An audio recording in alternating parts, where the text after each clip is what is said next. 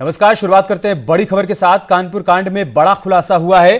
3 दिन पहले विकास के घर पर शादी का जश्न हुआ था। ये बड़ी खबर हम आपको बता रहे हैं। बड़ा अपडेट सामने आया है कानपुर कांड में। आरोपी विकास दुबे के घर पर 3 दिन पहले शादी का जश्न हुआ था। जिस रात पुलिस वालों के साथ मुठभेड़ हुई, 8 पुलिस के जवान शहीद हो गए, उससे 3 दिन पहले विकास के घर पर शादी का जश्न हुआ था। संवाददाता अमित गंजू हमारे साथ जुड़ चुके हैं। अमित, क्या जानकारी है? देखिए अमित, मैं आपको बताना चाहूंगा कि जिस रात खूनी संघर्ष हुआ उससे ठीक 3 दिन पहले यानी 29 तारीख को यहाँ शादी का जश्न चल रहा था। पूरी रात डीजे पर गाना बजा है और शादी भी बड़ी अजीबो ढंग से कराई गई। जो इनका विकास दुबे का शार्प शूटर अतुल जो मुठभेड़ में मारा गया, उसके भतीजे अमर की शादी पंकी के रहने वाले एक परिवार से तय हुई। जब उन्हें पता चला कि जिस परिवार में वो शादी तय कर रहे हैं वो आपराधिक प्रवृत्ति के हैं, तो कहीं ना कहीं वहां भगदड़ मची और लड़की ने शादी से इनकार किया। ये बात अमर को और अतुल को, अमर उस दूल्हे को और अतुल को नकारा गुजरी। विकास दुबे के दबाव बनाने के बाद इस शादी को घर पे करने की बात हुई। फिर बाद में उसने अपनी असमर्थता बताई कि हमारा फाइनेंशियल स्टेटस आपके बराबर नहीं है, लेकिन बीच बचाव हुआ और एक महापंचायत बैठी जिसमें कहा गया कि 29 को ही शादी घर पे होगी। लड़की पक्ष और लड़का पक्ष यही मंडप लगेगा, जिसके बाद गांव के लोगों के अलावा कुछ अन्य लोगों को बुलाया गया। इस पूरे में शिवली थाने और चौबेपुर थाने की पुलिस भी इनवाइट थी। जो अमर की दादी ने अपने न्यूज 18 को एक्सक्लूसिव बयान में कहा है कि वर्दी वाले पुलिसकर्मी भी वहां मौजूद थे, इनको निमंत्रण गया था। जी शुक्रिया अमित, आपका हमारे साथ जुड़ने के लिए और जानकारी हम तक पहुंचाने के लिए। तो अमित गंजू बड़ी जानकारी हम तक पहुंचा रहे हैं। 3 दिन पहले शादी का जश्न हुआ था और शादी भी दबाव में डालकर करवाई गई थी, जैसा कि अमित गंजू बता रहे हैं। विकास दुबे और उसके साथियों की तरफ से लड़की पक्ष पर दबाव बनाया गया था शादी के लिए, जबकि लड़की ने शादी से इनकार कर दिया था। अब ये एक बड़ी जानकारी सामने आ रही है विकास दुबे से जुड़ी हुई। और एक और बड़ी खबर इससे जुड़ी हुई आ रही है। शहीद देवेंद्र मिश्रा का पुराना पत्र सामने आ गया है। कानपुर के तत्कालीन एसएसपी अनंत देव को उन्होंने पत्र लिखा था। चौबेपुर थानाध्यक्ष पर विकास दुबे को संरक्षण देने का आरोप है। एक मुकदमे में विकास पर से रंगदारी की धारा हटा दी थी। समय रहते अगर कार्रवाई होती तो शायद कानपुर कांड नहीं होता।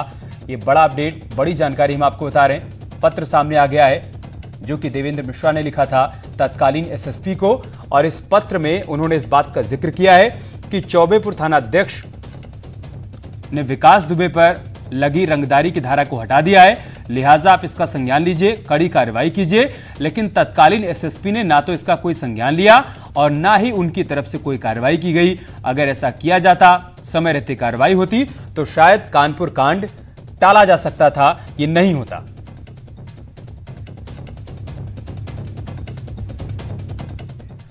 वहीं इस पूरे मामले पर आम आदमी पार्टी के नेता संजय सिंह ने पुलिस प्रशासन के साथ सरकार पर गंभीर आरोप लगाए हैं। उन्होंने कहा कि अगर ईमानदार पुलिस अधिकारी देवेंद्र मिश्रा की मार्च में की गई शिकायतों पर ध्यान दिया गया होता तो इतना बड़ा कांड नहीं होता।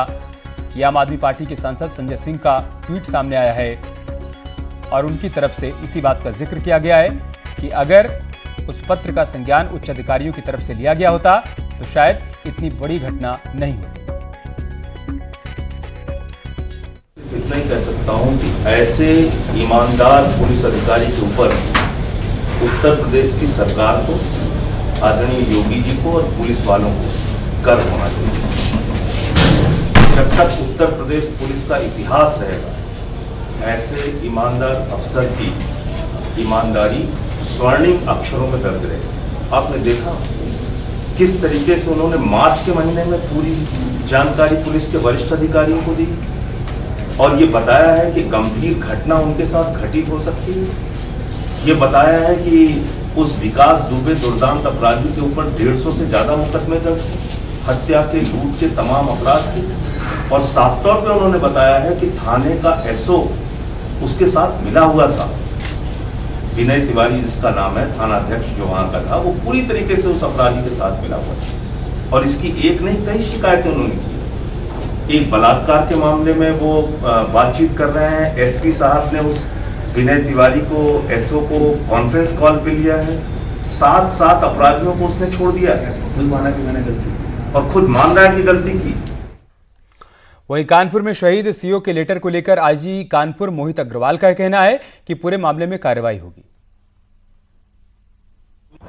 देखिए, अभी मीडिया के माध्यम से इस पत्र की जानकारी मिली है कि इस तरह की रिपोर्ट तत्कालीन क्षेत्राधिकारी ने सीओ एसएचओ चौबेपुर के विरुद्ध दी थी। इस फाइल को हम लोग एसएसपी कार्यालय से मंगा रहे हैं कि क्या रिपोर्ट थी, किस तरह के आरोप उसमें लगाए गए थे विनय तिवारी के ऊपर और उस पर क्या कार्रवाई हुई। आरोपों की जो गंभीरता मीडिया के माध्यम से देखने को मिल रही है, उसको हम लोग वेरीफाई करके जो भी उचित कार्रवाई होगी वो करी जाएगी। कड़ी से कड़ी कार्रवाई इसमें होगी। तो पूरा प्रकरण हम लोग पहले समझ लें, उसके बाद इसमें कार्रवाई से अवगत कराया जाएगा। सर, एसएसपी अब डीआईजी एसटीएफ हो गए हैं, तो कहीं ना कहीं एक वो लिंक तो नहीं है जिसकी वजह से अभी तक वो बचता चला आ रहा है विकास दुबे? देखिए, अब ये सब पूरी फाइल देखने के बाद, समझने के बाद ही कुछ इस बिंदु पर बोला जा सकता है। और इस बीच मोस्ट वांटेड विकास दुबे पर 2.5 लाख रुपए का इनाम घोषित कर दिया गया है। डीजीपी ने 2.5 लाख रुपए का इनाम घोषित कर दिया है। विकास दुबे पर 8 पुलिसकर्मियों की हत्या का आरोप है और अब इनाम की राशि बढ़ा दी गई है, उसे बढ़ाकर 2.5 लाख रुपए कर दिया गया है। कहा गया कि अगर विकास दुबे के बारे में किसी के पास कोई जानकारी है और वो जानकारी पुलिस के साथ साझा करता है, विकास दुबे कहाँ है, इस बारे में अगर कोई जानकारी देता है तो उसे 2.5 लाख रुपए का इनाम दिया जाएगा।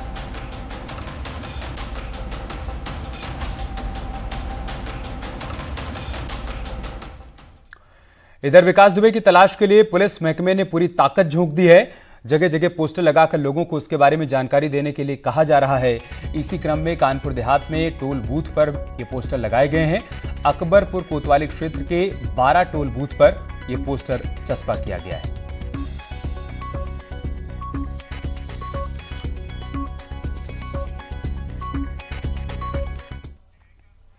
और कानपुर से एक और बड़ी खबर है। मुखबिरी के शक में 3 पुलिसकर्मियों पर कार्रवाई भी हुई है। दरोगा कुंवर पाल, दरोगा कृष्ण कुमार और सिपाही राजीव को सस्पेंड कर दिया गया है। मुखबिरी के मामले में भूमिका संदिग्ध मानी जा रही थी, इसके बाद ये कार्रवाई की जा रही है। एसएसपी ग्रामीण अब तीनों की भूमिका की जांच भी करेंगे। बड़ी खबर हम आपको बता रहे हैं, 3 पुलिसकर्मियों की भूमिका को संदिग्ध मानते हुए इन पर यह कार्रवाई की गई है। इनको निलंबित किया गया है। दरोगा कुंवर पाल, दरोगा कृष्ण कुमार शर्मा और साथ ही साथ सिपाही राजीव को सस्पेंड कर दिया गया है। और एसपी ग्रामीण को पूरे मामले की जांच सौंपी गई है, क्योंकि अब जांच करेंगे कि इन तीनों की क्या भूमिका रही विकास दुबे एनकाउंटर मामले में।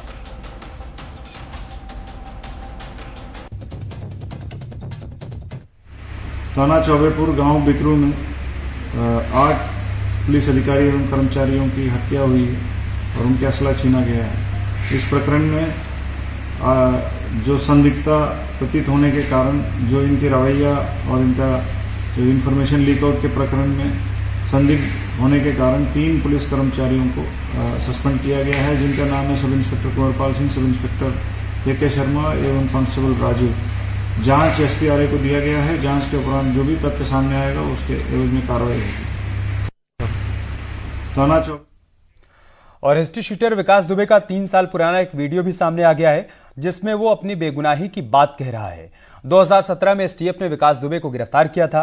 उस दौरान का ये वीडियो सामने आया है। ये जो थाने में जो है तुम्हारे लिए एफिडेविट पढ़ रही हैं, तो इसको देने के लिए क्या तुमने कोई दबाव बनाया था किसी के ऊपर? दबाव जैसा नहीं, लेकिन अपना प्रयास किया था हमने, जो है अपने लोकल लीडर्स और उनसे है जो अपने हमारे यहाँ के प्रबुद्ध लोग हैं उनसे किया था। कौन कौन है?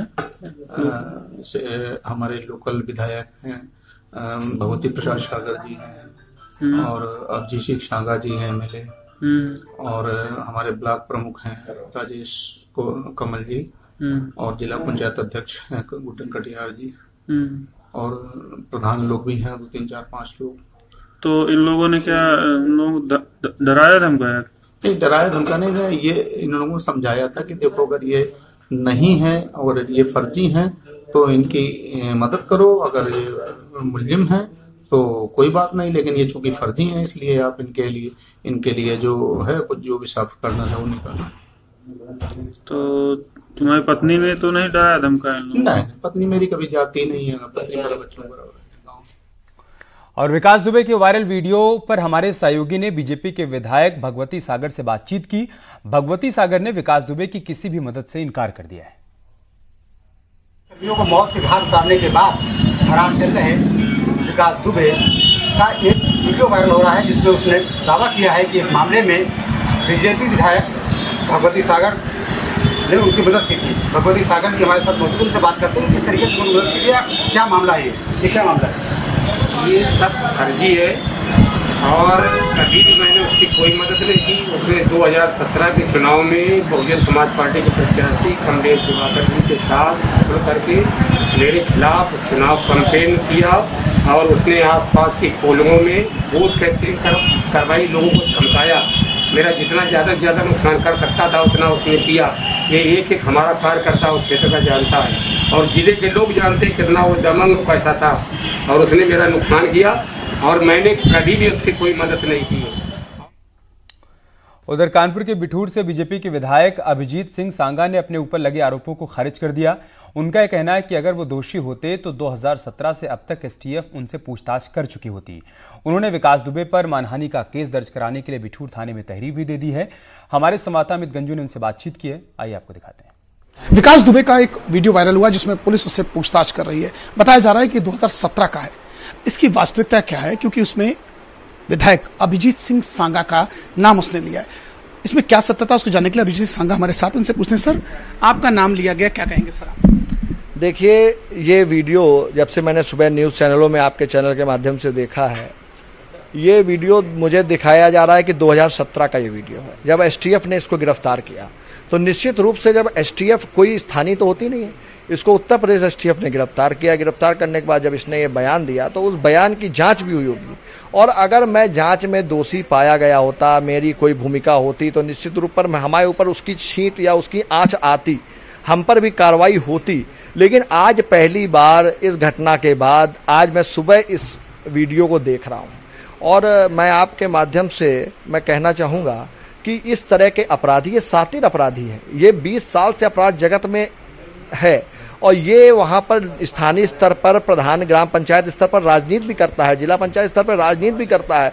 तो ये सरकार का संरक्षण प्राप्त करने की कोशिश में भी रहता है। ये ऐसा आभा मंडल बनाता है, ऐसा वातावरण बनाता है जिससे समाज को ये महसूस हो कि ये बड़ा प्रभावशाली व्यक्ति है, सरकार से जुड़ा हुआ है। सर, ये बताइए कि अब आप नेक्स्ट स्टेप आपका क्या होगा? उसने आपकी छवि, आपका नाम लिया, तो क्या कहेंगे? आप न्यायालय जाएंगे या आप थाने जाएंगे? एप्लीकेशन क्या होगा? देखिए, निश्चित रूप से इस बयान ने मुझको बहुत आहत किया है।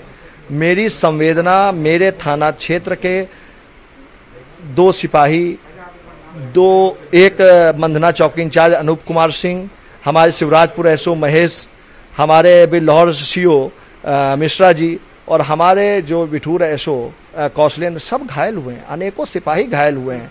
हमारी सबकी संवेदनाएं उनके साथ हैं। मैं उनके सुबह सबसे पहले एजेंसी पहुंचने वाला मैं हूं। मैंने जाकर के कौशलेंद्र का हालचाल लेने का काम किया है। मैंने जाकर के पोस्टमार्टम हाउस में पहुंचा हूं सबसे पहले। मैंने उन बच्चों को देखा है जो आज अनाथ हो गए हैं। मैं आपसे कहना चाहता हूं कि मैं सबसे पहले इस दुर्दांत अपराधी के ऊपर न्यायालय जाकर के और थाने में इसके ऊपर मुकदमा दर्ज कराने का काम। आपने देखा, ये विधायक अभिजीत सिंह सांगा, जिनका साफ कहना है कि ऐसे अपराधी से उनका कोई लेना देना नहीं, क्योंकि वो एक सामाजिक फिगर है। कहीं ना कहीं किसी पार्टी या किसी मुल्ला हो सकता है, कहीं किसी से मुलाकात हो, मगर किसी प्रकार का उससे व्यापारिक या व्यक्तिगत उनसे परिचय नहीं। और जहां तक रही बात उसकी नाम लेने का, इसके अगेंस्ट वो इसके खिलाफ न्यायालय जाएंगे और थाने में उसके खिलाफ अभियोग पंजीकृत कराएंगे और मानहानि का मुकदमा भी दर्ज कराएंगे। जर्नलिस्ट आशीष पांडे के साथ अमित गंजू, न्यूज़ 18 कानपुर। और कानपुर के शिवली थाने में 2001 में मंत्री संतोष शुक्ला की हत्या का आरोप विकास दुबे पर लगा था।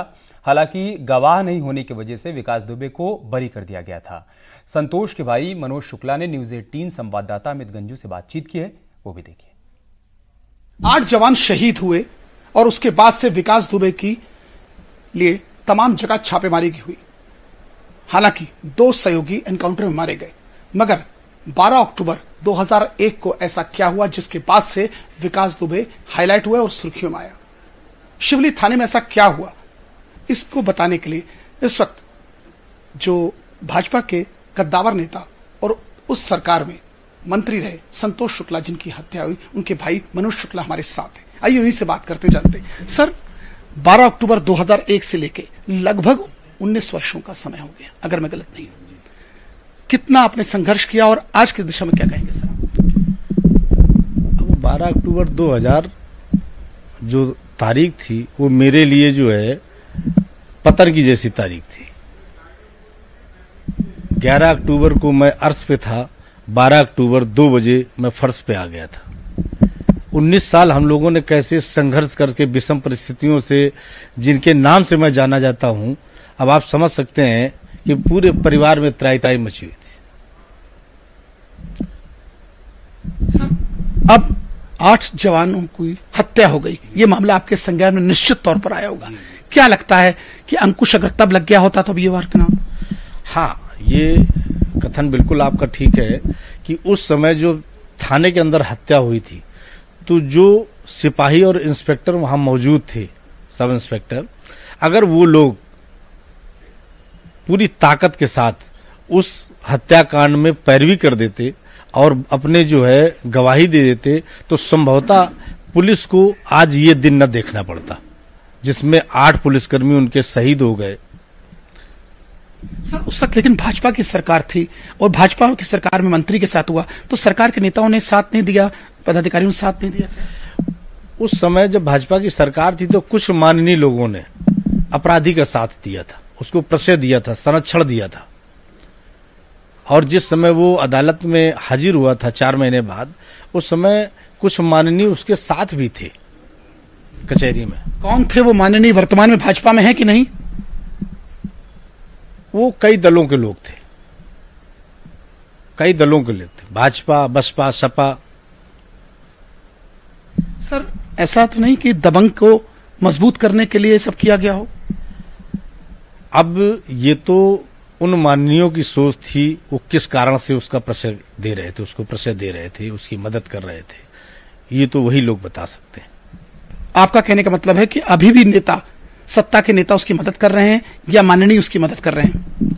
सत्ता के नेता भी हैं और जो दूसरे दलों से आए माननीय हैं, वो लोग भी उसकी मदद कर रहे हैं। क्या फिर से आप मांग करेंगे ये केस खुले सर, क्योंकि आपने 19 साल संघर्ष किया है? देखिए, अब उत्तर प्रदेश सरकार के माननीय मुख्यमंत्री योगी जी और पुलिस के आला अधिकारी बिल्कुल जो है पीछे पड़ गए हैं और मुझे ऐसा लगता है कुछ न कुछ जनता के पक्ष में कुछ निर्णय आएगा। क्या आप अपना केस एक बार फिर से खोलने के प्रयास करेंगे, या जितनी आपने लंबी लड़ाई लड़ी है 2 दशक की लगभग, क्या फिर उसकी शुरुआत करेंगे, या क्या आप योगी आदित्यनाथ जी से मिलने जाएंगे इस विषय में? अगर माननीय योगी आदित्यनाथ जी का निर्देश होगा तो मैं अवश्य जाऊंगा, लेकिन पुलिस के आला अधिकारी और उत्तर प्रदेश की सरकार ने जिस तरीके से कसम खा रखी है, कुछ न कुछ तो निर्णय होगा।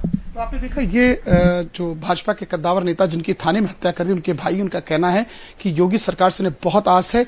19 साल का लंबा इन्होंने एक पूरा इंतजार किया है और उन्हें विश्वास है कि उस अपराधी का, जिसने इतना बड़ा हिंसा किया है, उसके लिए सरकार कुछ ना कुछ जरूर करेगी, ताकि आने वाले समय में लोगों के लिए, अपराधियों के लिए नजीर रहे। जर्नलिस्ट आशीष पांडे के साथ अमित गंजू, न्यूज 18 कानपुर।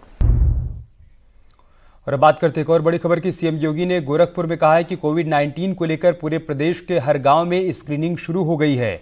घर घर जाकर टीम स्क्रीनिंग करेगी और कोविड-19 के साथ संचारी रोगों की पहचान भी की जाएगी। बड़ी खबर में आपको बता रहे हैं, सीएम योगी की तरफ से ये बड़ी बात कही गई है। उन्होंने कहा है कि टीम घर घर जाएगी, लोगों की स्क्रीनिंग की जाएगी कोविड-19 की, और साथ ही साथ जो संचारी रोग होते हैं उनकी भी पहचान होगी, ताकि वक्त रहते लोगों को इलाज मिल पाए। इस बार हमारे लिए चैलेंज ज्यादा है, क्योंकि कोरोना भी है और साथ साथ JEAS भी है, डेंगू भी है। मानसून 15 दिन पहले आ चुका है। इसके कारण भी जगह जगह जल जमाव के कारण भी ये समस्या गहरा सकती है। इसीलिए मुझे स्वयं आना पड़ा। स्वास्थ्य विभाग की, चिकित्सा शिक्षा विभाग की भी पूरी टीम यहाँ पर हमारे साथ आई है और उन लोगों ने पूरे कार्यक्रम के साथ जुड़ करके बहुत व्यापक कार्य योजना बनी है। यद्यपि आज से पूरे प्रदेश में हर ग्राम पंचायत स्तर पर, वार्ड स्तर पर हमने सर्विलांस की एक टीम सक्रिय की। ये टीम दोनों प्रकार का कार्य करेगी। एक तरफ कोविड-19 की स्क्रीनिंग की कार्रवाई होगी, तो साथ साथ अगर कहीं भी कोई भी ऐसा लक्षण पाया जाता है तो उस लक्षण के आधार पर संचारी रोग यानी वेक्टर बॉर्न डिजीज को भी उसके माध्यम से डिटेक्ट करने की कार्रवाई होगी। और एक और बड़ी खबर आ रही है, एलएसी पर पीछे हटने को तैयार हो गई है चीनी सेना। एलएसी पर भारत चीन विशेष प्रतिनिधियों की बातचीत के बाद ये अपडेट सामने आया है। रविवार को अजीत डोभाल और वांग यी के बीच चर्चा हुई थी, ये जानकारी दी गई है एमईए की तरफ से। भारत चीन सीमा के पश्चिमी सेक्टर में हाल की घटनाओं पर चर्चा हुई। दोनों सेनाओं के पूरे डिसएंगेजमेंट और सीमावर्ती इलाकों में डी एस्केलेशन और शांति बहाली पर सहमति हो गई है। डिसएंगेजमेंट प्रक्रिया में तेजी पर भी सहमति बन गई है, ये भी जानकारी विदेश मंत्रालय की तरफ से दी गई है। एलएसी का सख्ती से पालन करने और यथास्थिति में एक तरफा बदलाव न करने पर सहमत हो गए हैं भारत और चीन। सैन्य और राजनयिक स्तर पर भी बातचीत जारी रहेगी और दोनों विशेष प्रतिनिधि भी बातचीत करेंगे ताकि शांति सुनिश्चित हो सके। भारत चीन मिलकर काम करेंगे ताकि भविष्य में सीमा पर शांति भंग करने वाली घटना न हो।